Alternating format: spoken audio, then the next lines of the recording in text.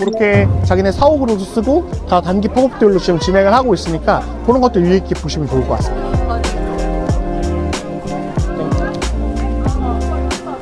지금 보시면 거의 걸으면서 느끼는 건데 거의 놀이공원을 온 수준으로 유동인구가 진짜 많은 걸 보여주고 있어요.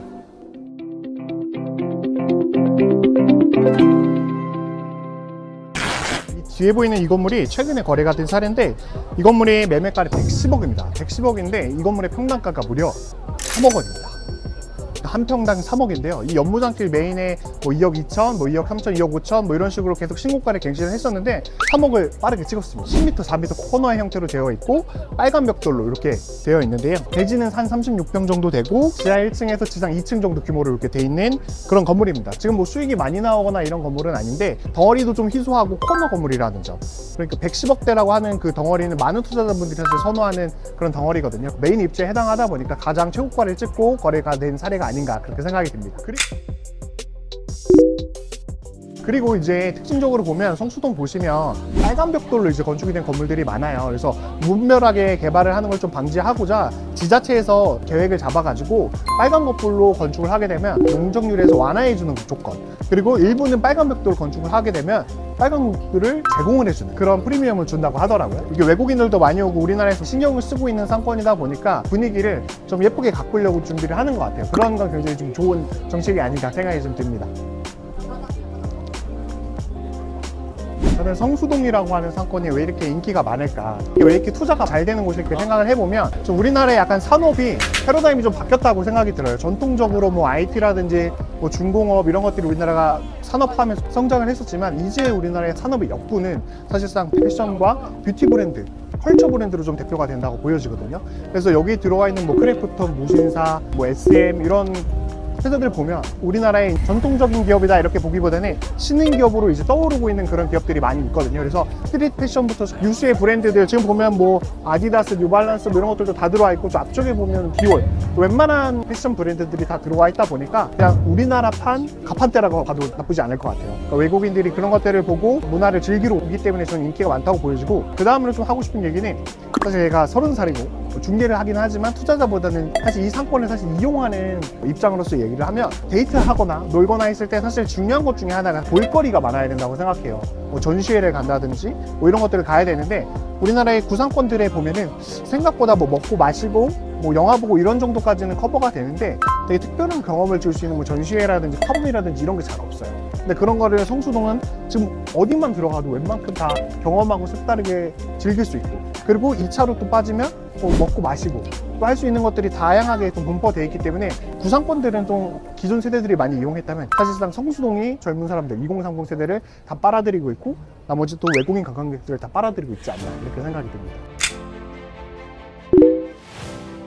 그리고 보면 그런 상권이 우리나라에서 거의 없죠. 홍대, 그 다음에 성수동 이렇게 두 가지밖에 없는데, 제가 느낄 때는 외국인들이 공항철도를 타고 홍대에서 1차로 좀 놀고 거기 게스트하우스에서 자고 그 다음날 2호선이 또 성수역에 있잖아요. 그래서 2호선을 타고 성수역에 와서 한 바퀴 좀 쭉 돌아보고 가는 그런 케이스가 되는 것 같아요. 그 이후에 뭐 구도심 쪽 우리 경복궁이라든지 이런 궁 쪽에 고궁 쪽 가서 궁 투어하고 뭐 한강 가서 뭐 라면 먹고 이런 형태가 되다 보니까 제가 생각했을 때는 요즘에는 우리 내수, 그러니까 우리나라 사람들만 가지고 하는 상권은 사실 경쟁력은 좀 많이 떨어진다. 우리나라가 굉장히 좀 관광객들이 많이 들어오는 그런 나라를 좀 변모하고 있다고 보여지거든요. 그래서 얼마나 관광객들을 유인할 수 있는, 유인력이 있는지가 굉장히 상권의 성패를 좌우한다고 보여지는데, 성수동은 뭐 너무 거리가 활성화되어 있고 임차 구성이 너무 좋고 팝업 맞추기도 너무 좋기 때문에 당연히 앞으로도 거래 사례가 많이 나올 것이다 라고 보여집니다.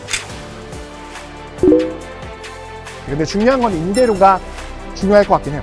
여기도 지금 젠트리피케이션 얘기들이 계속 나오고 있기 때문에 이 메인길 라인으로는 대기업 브랜드들이 들어올 것 같고 이면으로는 우리 소규모 임차 구성 업종들이 좀 들어올 것 같은데, 여기도 장사하고 싶은 분들도 많고 이 상권을 이용하고 싶어 하는 분들도 많기 때문에 상권이 퍼져나가는 거에는 그래도 아직까지는 굉장히 좀 긍정적이다. 근데 중요한 건 건물 매입도 그렇고 임대도 그렇고 마찬가지지만 너무 비싸게 사는 거는 사실은 비추. 덩어리를 또 잘 보셔야 되고, 이면 덩어리인데 막 100억 이상 넘어가는 건물들은 사실 거래가 많이 되지는 않아요. 그래서 오히려 100억 언더의 인기 구간이 좀 많고 덩어리라든지 금액대가 좀 적절한지 잘 보고, 그 다음에 임차 구성도 마찬가지로 이면인데 팝업을 무조건 맞출 수 있다라고 얘기하시는 분들도 있는데 저는 그렇게 보진 않거든요. 무조건 뭐 높은 한번 맞출 수 있다 이거는 아니니까 실제로 오셔서 고민해보고 살펴보고 건물 투자해보시는 게 좋을 것 같습니다.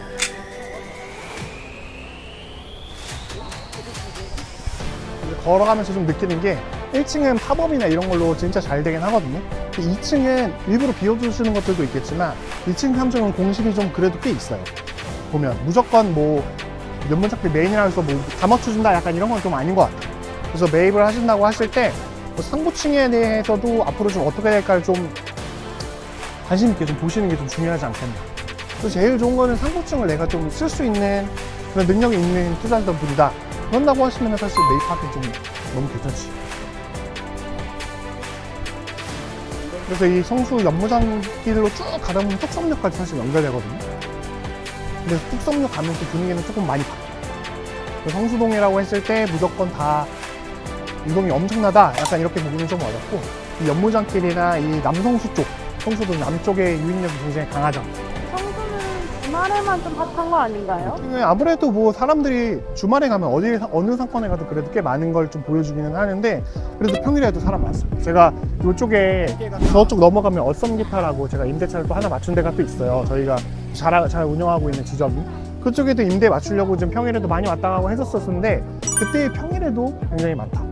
왜냐면 외국인 관광객들도 많이 오는 상권이라고 얘기를 했잖아요. 근데 외국인들 관광객들이 꼭 주말에만 맞춰서 여행을 오진 않잖아요. 저희도 외국에 놀러 간다고 하면 5일씩 6일씩 빼고 좀 놀러 가잖아요. 그랬을 때 뭐 평일에 안 노는 게 아니잖아요. 외국인들이 충분히 좀 평일에도 편안하게 받쳐주고, 또 여기 보면 지식산업센터가 많아요. 지식산업센터가 현대방 공장이라고 생각해도 좋거든요. 그래서 여기에 다 사무실 구성이 돼 있죠. 그럼 그분들이 나와서 낮에는 또 식사하시고 또 뭐 술 이용하시고 상권을 이용하시겠죠. 여기가 디올. 여기 원래 주차장 부지였거든요. 주차장 부지였는데 이렇게 바뀌고 나서는 로드뷰로만 봐도 사람들이 많아요. 항상. 사진 스팟이 돼버린 것 같아요. 인스타를 봐도 성수에 왔다 하면은 꼭 이 디올에서 인증샷을 찍으시더라고요. 그리고 되게 재밌는 게, 저희가 지금 아까 촬영하고 있었던 데가 또 다른 외국인 관광객이 사진 찍고 있던 포토스팟이에요. 근데 세로스길도 마찬가지로 보면 제니 앞에서 우리 템버린즈 건물 있잖아요. 그 앞에서도 외국인들 계속 사진을 많이 찍잖아요. 여기도 보면 저 외국인들 저렇게 포토스팟이라고 저렇게 또 찍고 있어요. 그래서 임대차 이렇게 한쪽 면이나 이런 게 봤을 때 포토스팟을 좀 만들어 놓을 수 있게 임차 구성을 하는 거는 굉장히 좀 좋은 요즘 트렌드라고 좀 보여져요. 또 여기 보면 위쪽에도 지금 다 웬만한 연예인들 막 차은우 씨도 있고 다 이렇게 현수막 같이 이렇게 다 붙여놓고 이렇게 되고 있는 거 좀 볼 수 있어요. 여기 지금 뒤에 보이는 이 건물은 우리 아모레퍼시픽에서 매입을 한 건물이거든요. 매매가가 한 317억 정도? 평당 2억 5천이 조금 안 되는 금액으로 거래가 됐었던 그런 건물이에요. 매입할 당시에는 이게 너무 비싸다. 최고가 찍고 이러고 왜 사냐 이렇게 얘기를 했었는데, 아까 보시면 평당 3억짜리도 있고 평당 2억 6천, 평당 2억 8천 이렇게 거래된 사례들이 많다 보니까 이렇게 대기업들이 와서 신고가를 빡빡빡 찍어주는 그런 케이스들 같은 경우에는 사실 건물 투자하실 때 이렇게 기업들이 많이 투자를 하는구나 이렇게 관심 있게 보시고 내가 투자하는데 선행 지표를 보셔도 좋을 것 같아요. 네, 오늘 성수동 한번 나와서 이렇게 조금 쭉 돌아봤는데요. 한 달 전에 또 왔었을 때랑 분위기가 또 조금 또 달라요. 그래야 지금 봄이고 하니까 또 많이 돌아다니고 하는 건데, 뭐 많은 투자자분들이 앞으로 좀 성수동이 더 갈 거냐, 여기서 멈추는 거 아니냐, 뭐 이런 얘기들을 많이 하는데, 지금 보면 앞으로 좀 충분히 더 많이 갈 거라는 생각이 들어요. 왜 그러냐면 여기 아니면 사실 어디가 더 갈 거냐. 우리나라에 이렇게 유입력 좋고 좀 강한 상권이 어디 있냐 했을 때 저는 지금으로서는 사실 거의 없다고 보여지거든요. 그래서 평당 3억도 뭐 비싸다라고 생각하시는 분들도 있고 뭐 하실 수 있을 텐데, 무리하게 투자하지 않는 거라고 하시면은 좀 매입 계획이 있으신 분들은 좀 유심히 좀 보셔도 좋을 것 같습니다. 신고가를 충분히 계속 갱신해 나갈 것 같거든요.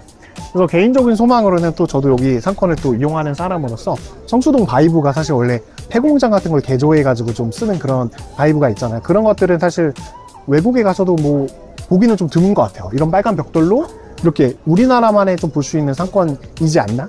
또 외국 가서도 뭐 먹고 즐기고 이런 것들이 많이 있을 수 있는데, 성수동의 핫한 이유가 결국엔 이 상권을 느낄 때 우리나라밖에 이런 상권을 가지고 있지 않다, 이런 바이브를 가지고 있는 게 성수동밖에 없기 때문에 희소한 게 아닌가 이런 생각이 듭니다. 네, 오늘 영상이 마음에 드셨다면 구독과 좋아요 한번 눌러주시면 감사하겠습니다. 좋은 영상 가지고 찾아뵙도록 하겠습니다. 감사합니다.